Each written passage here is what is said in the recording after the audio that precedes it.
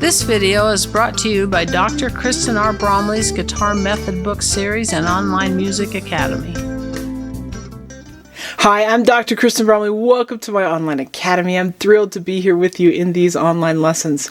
In this video, I'm going to go over dominant 7th chords that have both a sharp 5th and a sharp 9. So a dominant 7th, sharp 5, sharp 9 voicing. It's quite a mouthful. So I'll explain that chord and we'll look at these voicings that work really well for this chord type on the guitar. Of course, then we'll practice these right along with bass and drums accompaniment, playing a chord progression that will allow us to get used to playing these all over the fretboard. So it's going to be great. This video accompanies lesson 29 from my Chords and Harmony Books 1 and 2 method book.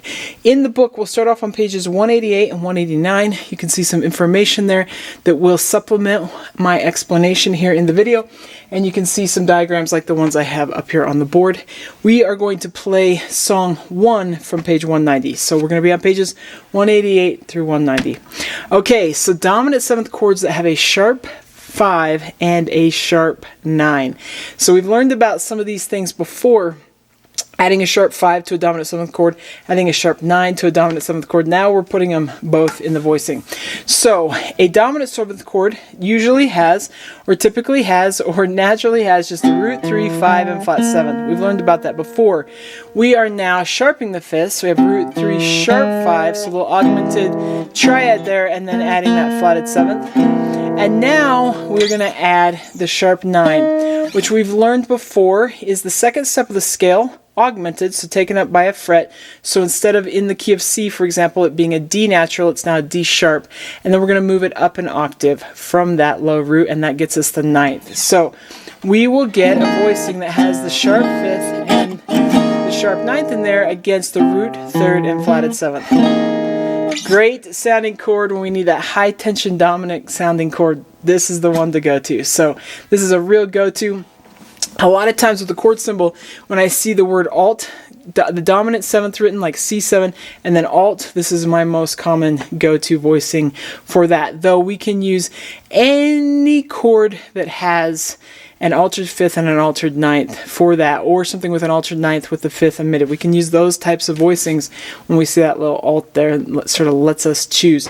But you'll see some specific examples of the types of chord symbols that we'll get for this. So with this one, we're going to have specifically the root and the number 7, and then we're going to see something that tells us to play a sharp 5 and a sharp 9. So that might be the sharp sign next to the 5 and the sharp sign next to the 9, or it could be a plus sign next to that 5 or a plus sign next to that 9. Let's look at these voicings here. So I'm going to demonstrate these at the 6th fret. So that's going to mean for the 6th string form, that's where the one that has the root on the 6th string, that's going to be a B flat and then E flat for that 5th string. That's the version that I'll be playing here as I demonstrate these. So with the 6th string form, the one that has the root on the 6th string, we're going to put our index finger on that root, middle finger in the same fret on the 4th string. Ring finger is going to play across strings 2 and 3, so it's going to bar across those two. And then pinky is going to reach, and that's going to be 1 fret higher than the root. Pinky is going to reach 3 frets higher than the root up on that top string, and we will get a, in this case, B flat 7, sharp 5, sharp 9. I want to make sure that 5th string is muted. So there's that one. Let's take a look at the 5th string form. Middle finger goes on the root. Index finger goes on the next string, 1 fret lower. Ring finger goes back in the same fret as the root on the 3rd string. And then pinky is going to play across the top 2 strings, 1 fret higher than the root.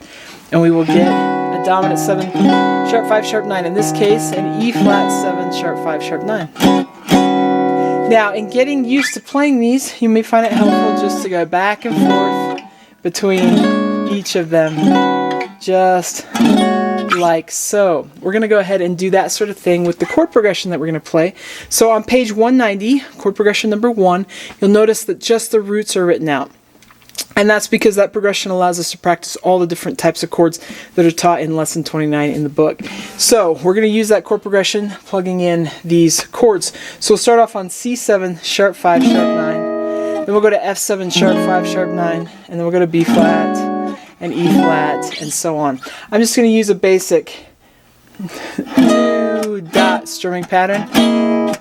as I play these, and that's a great one to use. We've used it a lot, so it allows us to just focus on finding those voicings and not worry so much about the strumming hand. It's going to be great. We're going to play this twice, first at a slower tempo and then at a faster tempo. Let's go ahead and do it.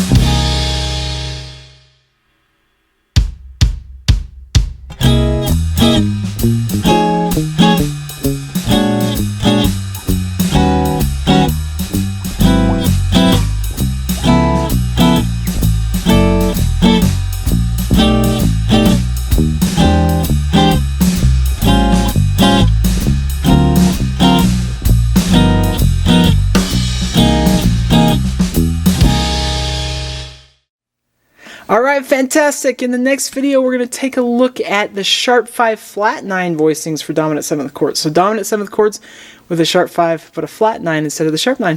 It's going to be great. Take care, and I'll see you again. Thanks for watching this video.